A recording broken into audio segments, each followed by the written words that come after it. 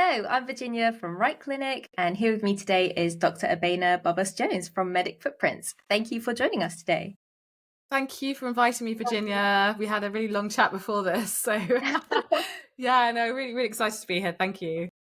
Thank you so much for coming. It was lovely to meet you for the first time face to face. I know, I love and all of after your all this content on time, LinkedIn. Yeah. yeah, it's always better putting a face to a name or a static profile photo. So yeah, no, love it.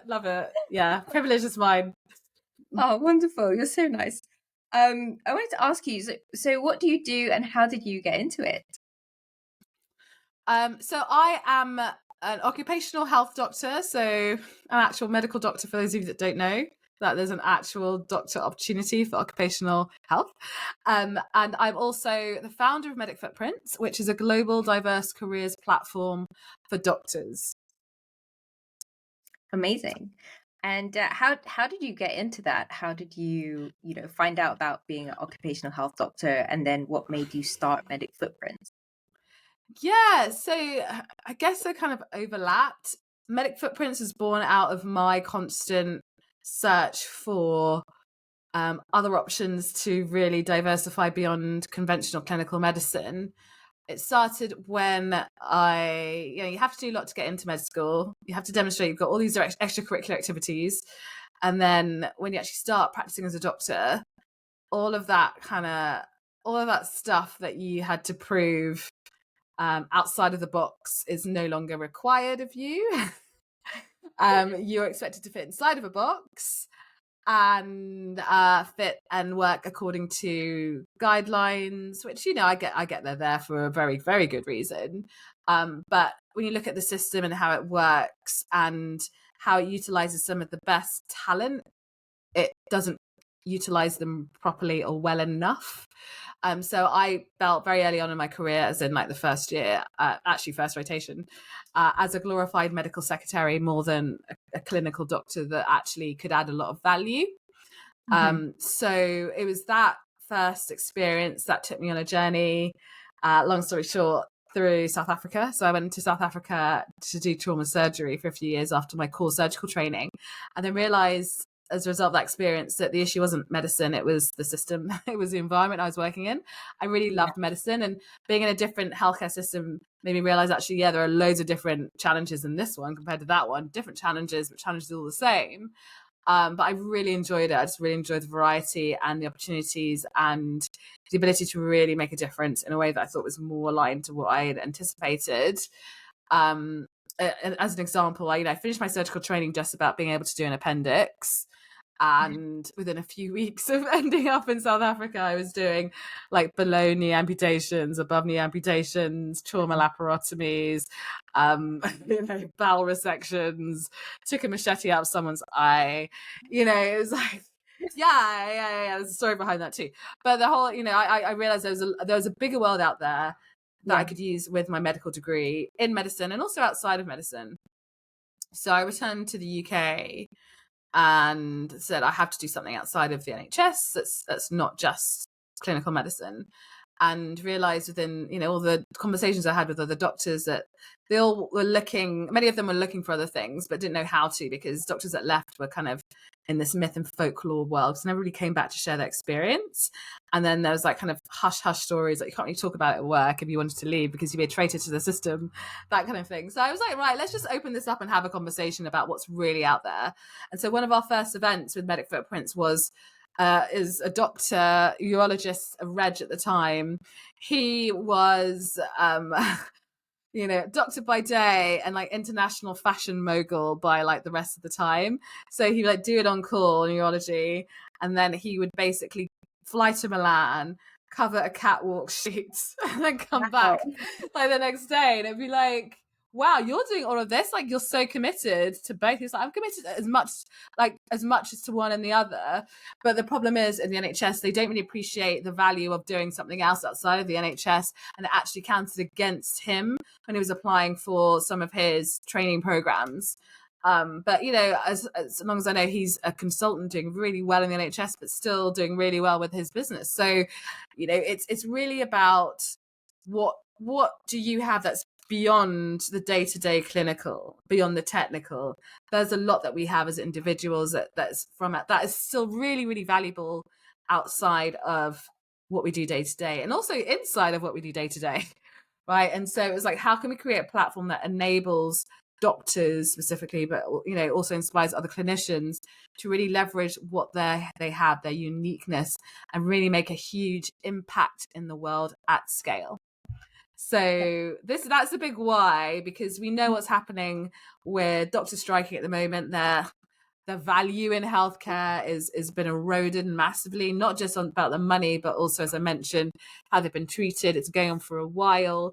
And we know there's a workforce shortage, but also we know there's lots of opportunity in health in general, with health technology booming and those other sectors recognizing how valuable it is to have doctors, not just at a clinical level, but a non-clinical level, commercial level. Again, those transferable skills, those non-technical skills, those softer skills that we've just taken for granted, but actually it's hugely valuable outside of that. So I guess that's like a general summary as to why I'm doing it and how. Occupational medicine, that was the other question. So going from surgery, as I got older, I got tireder and I didn't want to do on-calls anymore. And also, I didn't want to nights. I was never good at doing nights. It was a nice novelty at the beginning, but then I was like, no, actually, this doesn't work for me. And even though I love surgery, I didn't love nights. And so that's one of the reasons I chose urology. I loved urology, but even doing that, I was realized I didn't want to be called when I went home. I just didn't want to be called about anything. And so it took me a while psychologically to move on from surgery, because it was really part of my identity. And then I had to go and search for something else. I didn't want to completely leave medicine. I didn't want to do general practice. And occupational medicine was like on a list. You Google alternative careers for doctors, whatever, and you find like whatever's there. And I remember my partner at the time was like, why don't you try occupational medicine? I could find no information about it, by the way. It's like one of those like hidden specialties. Long story short, I didn't know whether I was doing the right thing going for it, but I did. And the reason why I went for it was because it was medicine, but also in a broader scale, thinking about business, thinking about not just NHS, so private sector, civil sector, broad and more worldly. And you have to have a broad base in medicine to actually do it well. So that really appealed to me because of my interest in business. I was starting up Medical Footprints at the time. And so, yeah, that was like 7-8 years ago. Yeah, 8-9 years, something like that now. And I'm still doing it. I wasn't really sure about it at the beginning. I was like, I'm not sure about this. Let's give it a go. And hey, like, it's such a great career move. Didn't look back. Haven't looked back, because it's also supported what I do in Medical Footprints, in the sense that my specialty and basically we specialize in the relationship between health and work, and Medical Footprints is all about health and work. For doctors specifically, working with not only doctors but also companies. So we have a B2C and a B2B side.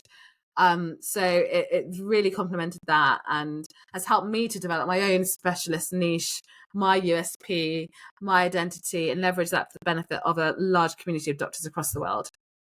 Amazing. That is really inspiring. I kind of just to follow on from that, you mentioned how you really like to have or encourage people to have diverse career opportunities, and you recently had a masterclass on how to land non-clinical jobs on LinkedIn. So what are your top tips for using LinkedIn to find these diverse career opportunities? One, you see LinkedIn as a tool, not as a thing to just sit on all day like you would on Facebook. Like, see it as a tool, because actually it makes it easier to use it to its best ability. I know a lot of people fear, especially if you're new to the platform, you're just starting, like, oh my God, goodbye.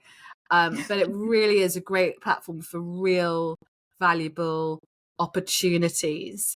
And it's important to remember, like, it's there for you to have conversations, not just to scroll, but to have conversations with the people that matter. So I always say, number one, have a focus.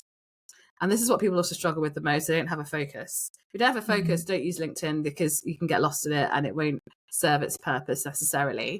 So in order to have a focus, you need to look internally and decide what you want to do. Like, what is your career focus? What is your career vision? And who are you trying to attract? And what does your most valuable client or company look like? And what is your network? How is your network going to help you do what you want to do? And what does that network look like? So actually write that down. Choose up to 3 key hashtags that you want to be known for as well. Use the creator mode as well, because that gives you a lot of analytics. You can easily turn that on your profile. Make sure you optimize your profile, number one. As the top thing, you've got to optimize it so you can be found and people know whether it's worth their time or not to speak to you. So that's the focus. Make sure you have your profile 100%, and then have a strategy. And like, we worked through the strategy in our masterclass about how to engage and how to connect with the right people. It's an art more than a science, but again, that's why the data bit also helps, just to see what works. And don't be afraid to just trial and error, because that's actually part of the process, and you won't know what works unless you try lots of different things, because eventually it will work. And some people are really scared of posting and putting themselves out there. So if you are new to the platform, just comment, because it's one of those underutilized ways to network that doesn't actually require much, but just giving your opinion. And so what I usually do is, like, you get things in your feed and you see someone saying, like, the most simplest thing, I've just started a job at X company, and you see everyone that says congratulations. See, that is an opportunity. So I will just post something that's more specific and more attention grabbing, and that will stand out against all the congratulations, and then other people will see that. All the congratulations people will see that, and anyone that comes to that will see that. Or if someone's posted something and there isn't any comments, that's a great way for you to be the first commenter. And then the poster will be, thank you so much for leaving that comment. You know what I mean? There's so many different ways to do it, so many different strategies. It depends on what works for you. You don't need to be doing it like 50 times a day. Some people have time for that. If you don't, like me, I literally post 1 or 2 times a week on LinkedIn. That's just because of the time I have. But again, it's like, make it work for you, not the other way around. And then remember, it's about conversations. And I think, again, people forget that too. So it's not about the number of followers you have. It's about how many high quality conversations that you can have to get you to where you want to go. And so I say, comment, invite people to come and speak to you. I do that now standardly in all of my posts. It works amazingly well. People will come and speak to you and DM you. And just be specific how you want to be reached, and put that in your about section as well. They always say CTA, call to action in your about section, but always invite a conversation. It's just like you have a birthday party. It's like me coming to you, Virginia, and saying, hey, I'm having a birthday. And you'll be like, okay, cool. But unless I actually invite you to that birthday party, you won't come. Right? It's the same thing. If you don't invite people to have a conversation with you, you're basically leaving it to them to kind of go, oh, should I? Do you know what I mean? It's better if you actually invite people than they give them permission to say hi. Yeah, be more direct. Yeah, it pays off. It 100% pays off. Yeah, for sure. And then, I mean, that's literally how we ended up in this conversation. Yeah, that's true. Yeah, that's true. Yeah, I invited you and you came, and here we are. Awesome. See, it works in practice. That's brilliant. That's really great advice. I really agree with everything that you said. And it's, huge emphasis on conversations, because, even if you don't want to comment or post, then at least connect with people and, direct message to start those conversations. If you're not confident in typing messages, then, don't use the platform. Just don't use the platform. Seriously. Yes, there's a voice thing, but remember, LinkedIn, they reward content creators. True. So if you are serious about growing your reach, your influence, getting found by the right people, it's all about the activity on the platform, even before you DM, you direct message. So it's really important to remember that. If you're someone that doesn't like doing it, just don't use the platform. There are other ways. There might not be easier ways. I mean, LinkedIn is one of the easiest ways, especially if you are looking to build your profile on a professional perspective. But just don't use it if you can't do the fundamentals, or not willing to invest some time to learn how to do some of the fundamentals to make it work for you. Yeah, it's a huge opportunity, and you can always, try it out. If it doesn't work for you, then try something else. Like you said, there are lots of alternatives. So those were really great tips. And the final question is, so what's next on the horizon for you? Oh, that's a really good question. Lots of things. So we're on a mission to connect 1 million doctors with the best and diverse careers. And we've done a lot of work on the doctor side, and we're still growing our community. We've gone from about 28,000 at the beginning of the year to about 66,000 in like 8 months, which is amazing. I think a lot of that is due to the podcast that we launched last year and our reach. So we're really excited about that. What we're going to do more, what we're doing more on is working on the company side. So really strengthening our relationships and understanding the landscape of what makes a great company for doctors to go and work in. How can doctors really position themselves effectively to work with these companies and make an impact? What we're seeing now has changed even over the last 6 months, is that originally, like, as a clinician or a doctor, you could like walk into a company in the industry and they'd be like, oh my God, you're a doctor, come and work with me. Now it's like, oh no, we have like hundreds of applications from doctors. What makes you stand out? How much industry experience do you have? How much do you understand our strategy, our model, our mission? What value can you bring to us beyond being a doctor? And the problem is, like, a lot of clinicians or doctors can't articulate that. They definitely have some value, they just can't articulate it. And that is where those people will fall off.